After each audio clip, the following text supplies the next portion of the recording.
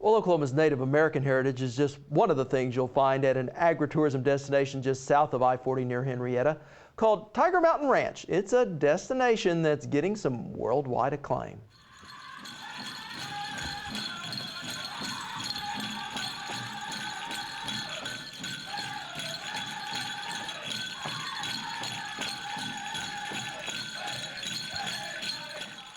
With drums pounding and feet stomping, tourists learn Native American culture at the Tiger Mountain Ranch located in eastern Oklahoma.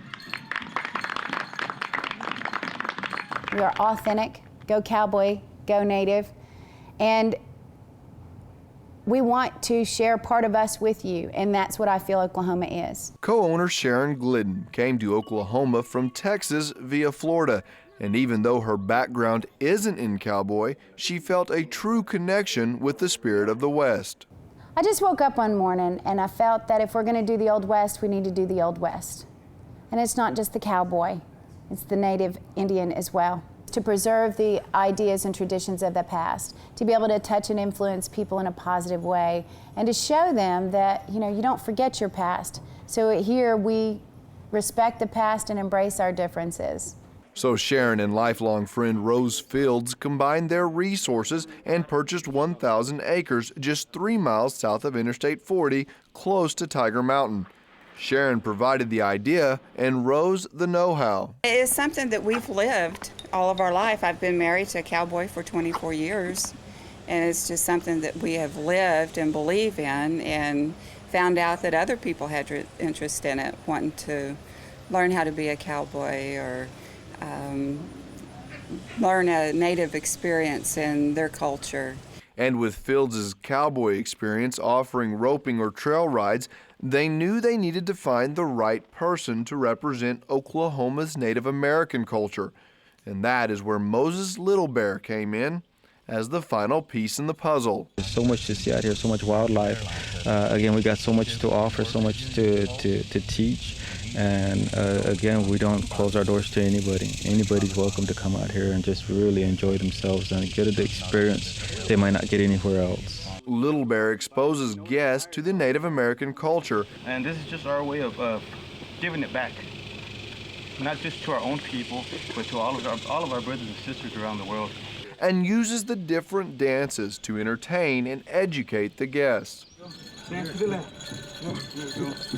Every dance has its own ceremonies, its own different dance styles, different regalia that they use for their ceremonies or family gatherings. So it all depends on the nation that you visit or go to. But what makes Little Bear and the Tiger Mountain Ranch so unique are the guests they cater to.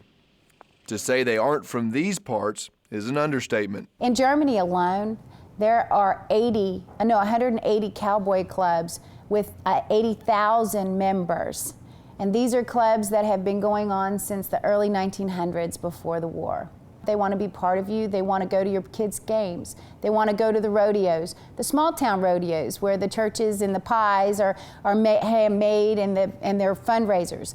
They want to be a part of that. They want to have that. They don't have any of this wild country over in Europe. Everything is touched over there. The group decided to take a trip to Europe, and it was there they found this Old West desire stemmed from an author in the mid-1800s. The Karl May was a writer back in the early, I think if I remember right, 1830s, 1840s.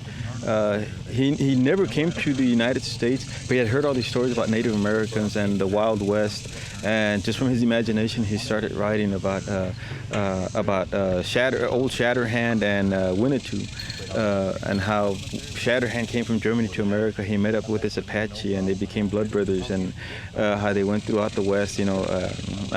That's where I think that's where the Lone Ranger and Tonto came from the Karl May stories. Creating an icon that still lives today throughout much of Europe, drawing in tourists like Ben Atkins from London. The cowboy thing in England is sort of legendary, and no one really knows if there are actually any cowboys. So you come over and you see people riding bulls, and you go, oh, okay, fine.